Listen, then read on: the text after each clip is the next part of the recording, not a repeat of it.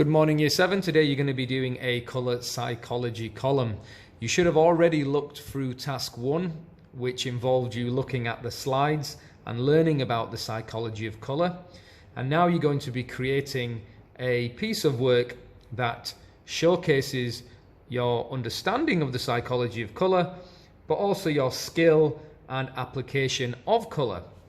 So we're going to start off with our title, which is Colour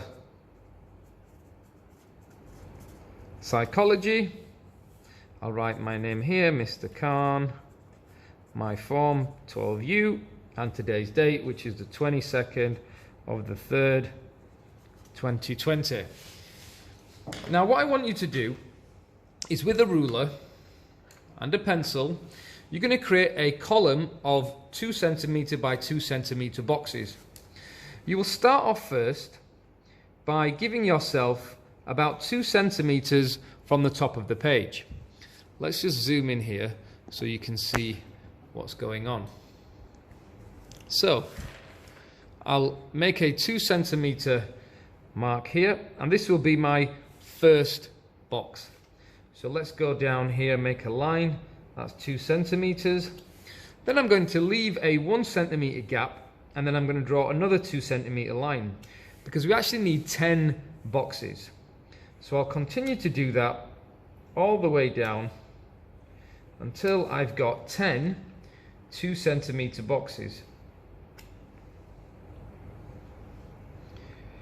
Remember to leave a 1 centimetre gap between all of the boxes.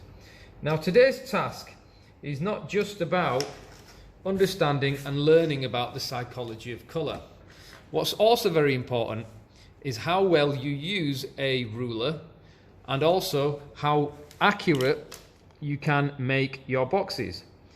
So we're going to do the horizontal lines now, top and bottom for each box. I want you to work with accuracy in this task. This is not a rushed task. I want quality. I want to see accurate boxes that are 2 centimetres by 2 centimetres. There is a 1 centimetre gap between each of the boxes. You keep your horizontals nice and straight, and also your verticals nice and straight. Avoid lines which end up becoming slanted or diagonal. So once you've gone through this whole process, and you'll see how I'm systematically doing all of the horizontal lines now, because this is probably the quickest and most efficient way to go about doing this. And once you've gone through all of that,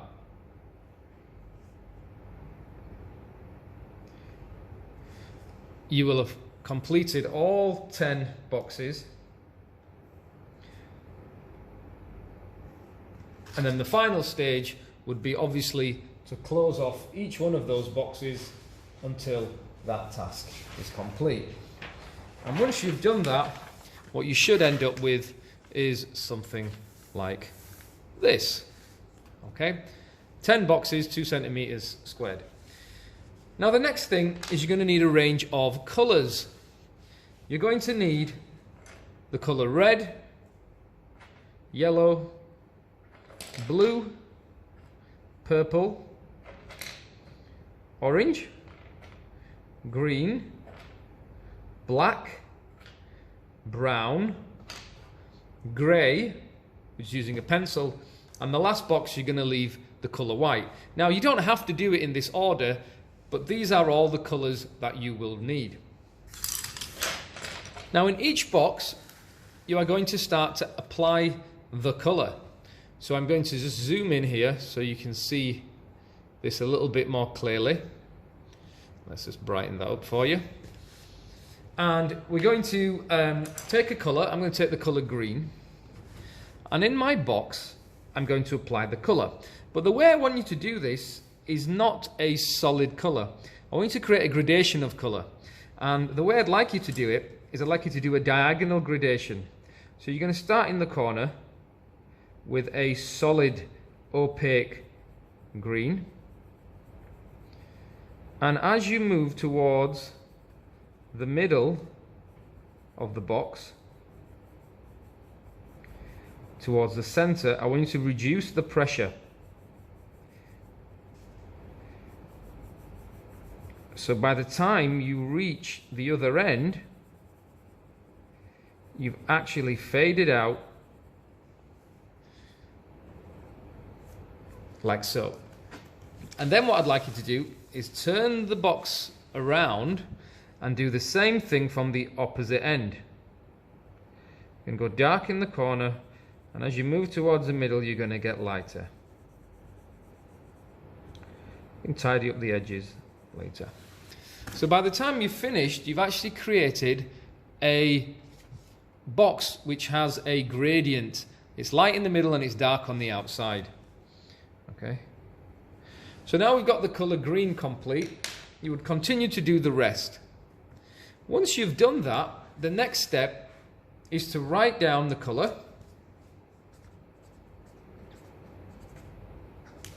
And then I want you to link what this colour in terms of psychology means when people look at that colour. So the psychological meaning of the colour green, or how it's perceived by people. Now if you looked through the slides, you'll know that the colour green is linked to growth and nature and anything else that you want to add from the slide. You will do that all the way along until all 10 boxes are fully complete with the correct colour, the name of the colour, and then the psychology linked to that colour. Okay, so you've got 10 boxes. Now note, these boxes are all the right size, they've all got a gap, the application of colour is neat, the handwriting is neat, and that's exactly how I want you to do this piece of work. Do not rush through the work. Some of you in the warm and cool task rushed through the work. The handwriting was quite poor, and in some cases the application of colour was extremely rushed. You have a whole hour to do this task, so you should not need to rush through. I'm after quality and accuracy. Those of you that manage to do this with both quality and accuracy will receive a house point. If you rush through this, unfortunately, you may have to be asked to do it again. So please, let's get it right first time. Now, if you want, once you've finished all of your boxes, you could, if you would like, this is totally optional, outline your box with a black fine line pen. This will just finish off the box, and in the event you've got any edges or any bits of pencil crayon that come off the edge, you can always just tidy that up and hide it. Just finishes it off nicely. Okay, so that's the task. As always, once you've completed the task, please take a photograph, upload it to Firefly, and I look forward to seeing the amazing work that you guys are going to be doing. Thanks, see you later.